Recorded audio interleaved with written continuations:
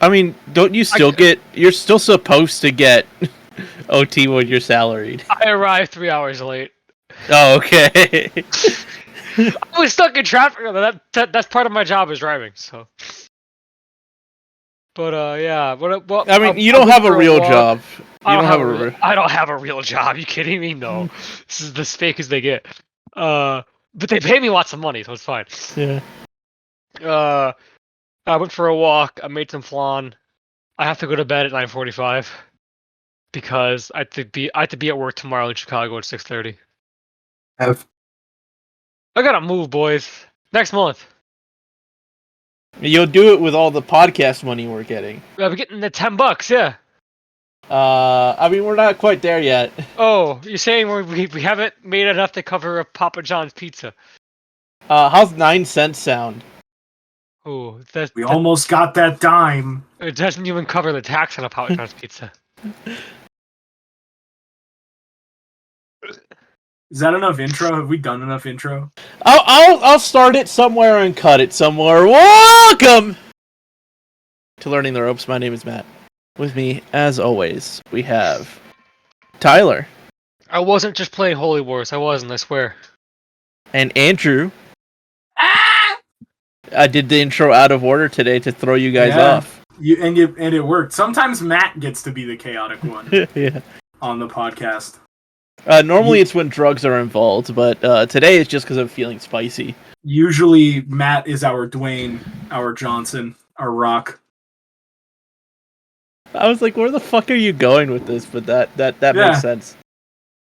That makes a lot of sense. We are the number one wrestling podcast that sometimes is on a Monday, sometimes I forget to upload it and it goes out on a Tuesday. That includes Tyler and Andrew and Matt.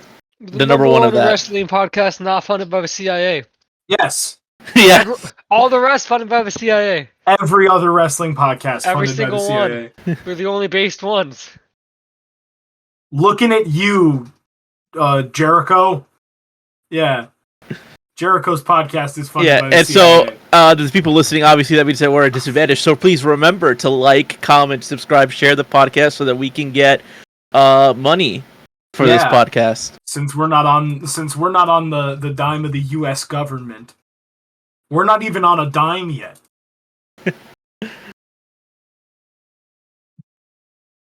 Anyway, Tyler, I want a reminder this week. What do you know about Bret Hart? 1 second real quick, boy. Sorry. Yeah, fuck you. Be confrontational. Try not to knock over my water. Fail at that. Yo, my application for a job was viewed.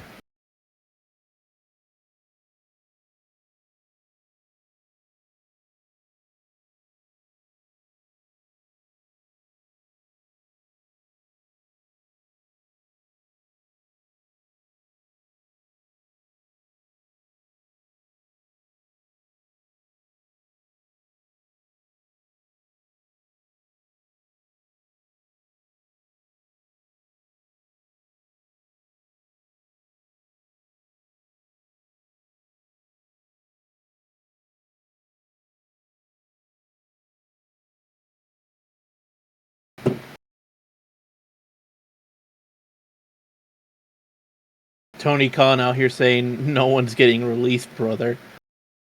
Oh yeah, I saw that. And I saw a bunch of people that are like, it kind of makes sense considering the fact that like you don't want to like put the work in to get like you were talking about over and then have them be like, I want out of my contract and immediately sign with the big dub. Yeah.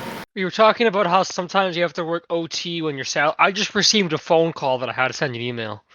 So nice. This is the troubles that I pay. I have to work for 2 whole minutes sometimes at home. Yeah. Tragic. Learning the Ropes, the only wrestling podcast where we are currently working regular jobs while we're doing it. No one tell our employers. I mean, I'm unemployed at the moment. Yeah, so am I. I'm not unemployed. I'm just not at work. I work at like a physical location that I have to go to every day. So does Tyler. So most of the time I do. Yeah. I work next to Union Station. Oh, nice. Yeah, for a construction company. They don't know that I'm not qualified. Are you qualified? I don't know. Maybe. I think on paper he's qualified. I did lie a lot on paper, though. I did forge the papers slightly. Andrew, can you ask the question again, and then we're going to cut a bunch of shit till the question? You can keep sound listening for sure. It's pretty funny. Tyler, I need a reminder. What do you know about Bret the Hitman Hart? Best wrestler of all time. Fuck yeah. Greatest that there ever was. He has a catchphrase. The best there is, the best there was, the best there ever will be. Now, following Bret Hart's Royal Rumble co-win, the Royal Rumble 1994, Bret would have a match against Lex Luger on Monday Night Raw to determine the match order for the WrestleMania 10 title matches, Tyler, against Yokozuna. Bret would win, meaning that he would get the main event spot. He would be the final match on the card. Yeah. So basically, like technically speaking, Bret won the position for if Lex Luger beat Yokozuna, Bret would wrestle Luger, not Yoko. He just gets his title match second. In the opener of the card that we've already watched, we saw Bret lose to his brother Owen, putting his condition going into the match into question. He's clearly working through a knee injury. And Lex actually challenges Yokozuna on the 7th match on the card. This match would feature special guest referee Kurt Hennig, aka Mr. Perfect, as well as a celebrity guest ring announcer and timekeeper. The timekeeper was Rhonda Shear, while the ring announcer was New Kids on the Block's own Donnie Wahlberg, aka brother of Marky Mark and the Funky Bunch's Mark Wahlberg, for people who are, I don't know, don't know New Kids on the Block. Also, for people who don't know, hate crimer Mark Wahlberg. Yeah. But he would have stopped 9/11 though. He would have if he was had on the that chance. plane. I think it wouldn't have come out. It definitely wouldn't have probably turned out that way. maybe could have stopped one plane on 9/11. I think he could have though. I unironically think that. A bad person, but it's a good point. You had to bring things up. Now Luger I'm would not lose. smoking right now. Where the fuck did I put my lighter? Now Lex Luger would lose his match via disqualification after he shoved special guest referee Mr. Perfect, and this match would receive a half star from friendo of the show David Big Allen Meltzer. This would put his middle name out there. Yeah, I just threw the middle name out there. I mean, I guess it was publicly available information. Yeah. This would confirm the main event for WrestleMania 10 to be Bret the Hitman Hart versus Yokozuna, with special guest referee Roddy Piper, and this match would also have a special guest ring announcer and timekeeper. Yokozuna would, of course, have in his corner Mr. Fuji and one James E. Cornette. Now this brings us to our favorite segment of the show, the Courtney Corner, and now to our Courtney Corner correspondent. Andrew, what do you have for us? All right, it's welcome to the Courtney Corner. Everyone's favorite recurring wrestling podcast segment, the Courtney Corner. On this edition, we're covering a story from 2019 in which our boy Jim Cornette was forced to resign from the National Wrestling Alliance, the NWA, over remarks he made on commentary that were interpreted as, quote, racist. Cornette was describing a wrestler as dangerous, and he said, I quote, Trevor Murdoch is the only man I know who could strap a bucket of fried chicken to his back and ride a motor scooter across Ethiopia. This was said and included in a pre-taped and therefore editable episode of NWA Power. It made air anyway. What a joke. It was also not the first time he made that joke, which is its own whole thing that we might come back to on another episode of what this has been, the Courtney Corner. I, as always, have been your Courtney Corner correspondent on Wrestling's Favorite Side segment. Back to you, Matt. And now with that, the stage is set. Let's go on to the final match of WrestleMania 10, the culmination of our little mini WrestleMania 10 arc, Bret Hart versus Yokozuna 2. Let's watch the match. Watch the match! And now, a word from our sponsor. Learning the Ropes is brought to you by Anchor FM. Are you passionate about something and want to share that passion with the world? Then maybe it's time for you to start a podcast of your own, and Anchor is the best place to do that. Anchor is a one-stop shop for creating high-quality video and audio podcasts. Anchor has tools that allow you to record, edit, and even publish your podcasts right from your phone or computer. With Anchor, you can distribute your podcast on the most popular listening platforms. I'm talking about Spotify, Apple Podcasts, Google Podcasts, Podcast Addict, and so much more. It's everything you need all in one place, and best of all, Anchor is 100% free to use. So what are you waiting for? Download the Anchor app or go to anchor.fm to get started. Tyler, hit us with the word back. Back. Oh wait, we're back. Fucked that up. We're back from the match. Audience, I'm dying of allergies since the start of that match. We also are back from a match, is what I'll say. Yeah, it was a match. Tyler, first impressions. Yeah. It wasn't bad. It wasn't great. It was fine. I think maybe watching it all back to back could be better this match, but yeah, I honestly don't know. I feel like I'm not gonna find out.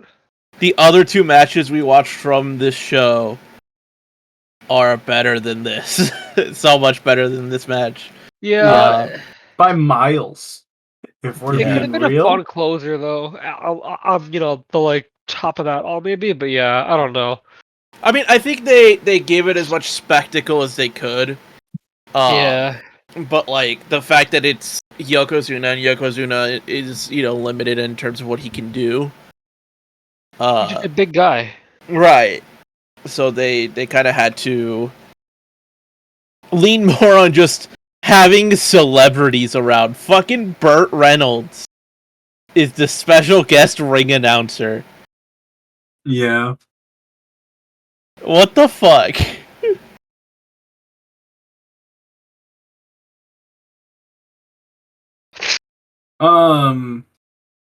Yeah, they got Burt Reynolds out there who says he's a wrestling fan. I didn't find it believable when it came to him, like, reading the actual, like, the cue cards where he was like, yeah, the following contest is scheduled for one fall as our second match for the World Wrestling Federation Championship. Passes cue card off.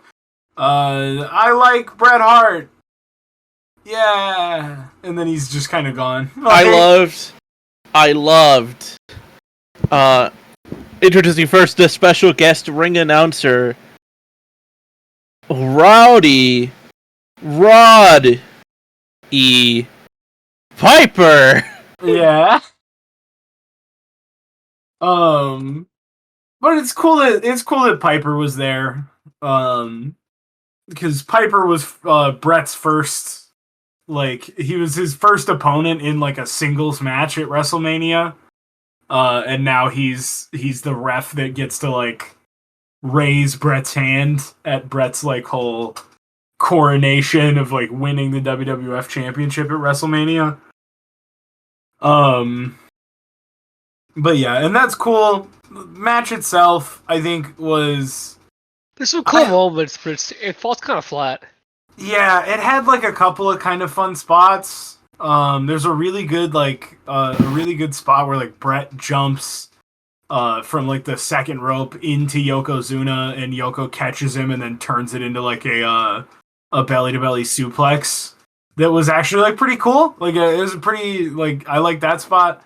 Otherwise, their match at WrestleMania 9 was way better.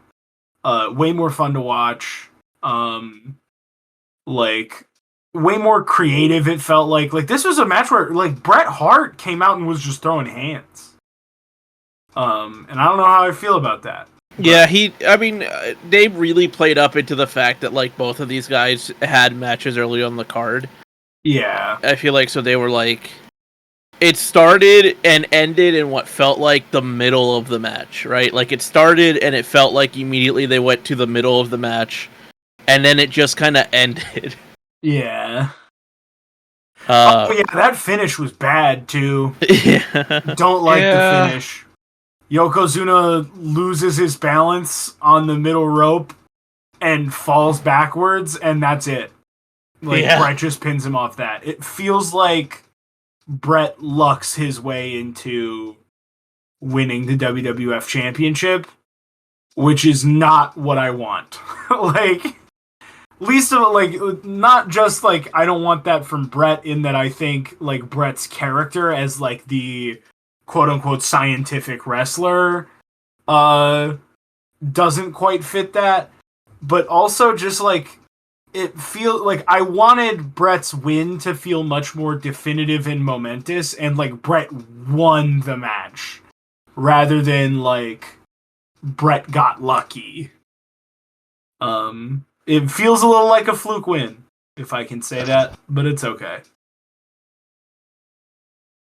Yeah, I do like the little moment they have. I feel like the only highlights for this match for me are, like, the couple little spots. Then it's like, who came out to celebrate? Yeah.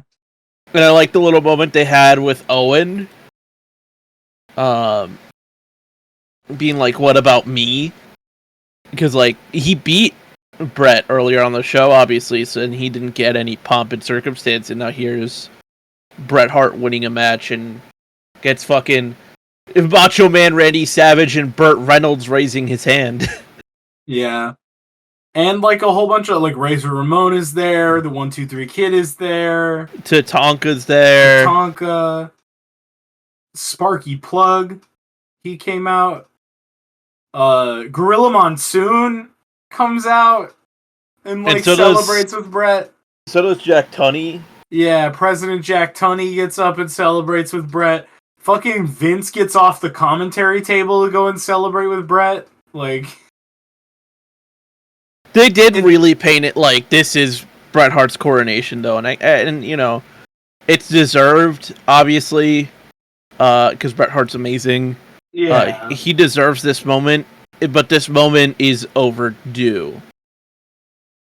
It's overdue, and it's also, like, the match itself didn't deserve that moment, in my opinion. Like, it wasn't the kind of match where I'm like, and it was made a huge deal because, like, the locker room came out and celebrated with him. There'll be, like, a better version of that, I think, in the future. Like, for other wrestlers, not for Bret. But, like, it doesn't feel like, to me at least, he super earned getting raised up on people's shoulders. Like, Luger comes out and it's like, yeah, cool. I'm glad that they shake hands over that. But yeah, I don't know. Yeah, it has the thing where, like, it felt like they were doing it like this was supposed to be the end of, like, 9, right, of last year's Mania. Right? Yeah. And, you know, Hogan shows up and screws it up. And so now with Hogan, like, gone, this is, like, them being like, this is our new guy. But yeah, the match didn't deserve it at all. And it sucks because there are some really good Bret Hart matches coming up that you could have done this for instead. The whole, like, raising Bret up. But yeah, that was WrestleMania 10. Let's talk ratings of this match. Andrew, why don't you start us off? I'm gonna give it 1.0. That's my feelings on this match. good old 1.0. It's not like a completely unentertaining thing. It's not quite an entertaining thing either. It's 1.0. It's not good. Yeah, for me, the thing is that Bret almost seems to, like, he tries really hard to make this work, and, like, for a second it almost does. Because obviously, you know, Bret Hart, or wrestling is fake to everyone except for Bret Hart. Yeah. So, like, he went out there, sold his ass off. Oh my god, he sold his fucking ass really off. He really did. 1.5. Just, I'm gonna bump it up a little bit just because of, like, his selling. But the match structure just wasn't there. Tyler? Yeah, I think I'm also like 1.5. It was fine. It just kind of didn't need to happen. If it kind of felt like. Well, I mean, it did need to happen. But it didn't feel like it needed to happen, based on how the match went. Right, exactly. Yeah. It didn't, yeah. If anything, that should make it go lower. Fair. And now, Andrew, what did Dave give it? Big Dave Meltzer, the first time in several weeks he's breaking from me. 2.5. He gave it, Tyler, that was close. He gave it 2.25. Pretty close. 2.25 stars from Big David. And you know what? Maybe he was more generous to it at the time, than we're being now, and that's fine. I don't know. I'm sure if you watched it now, it would go down. I feel like I'd put a bet on that, yeah. Yeah. But yeah, so that was this episode of Learning the Ropes. Remember to like, comment, subscribe, do all of the things to support the show. Thank you to our sponsor, Anchor, as always. Tyler, closing thoughts. Suplex the world. I think that was the tweet. Suplex the earth. Sorry, there was some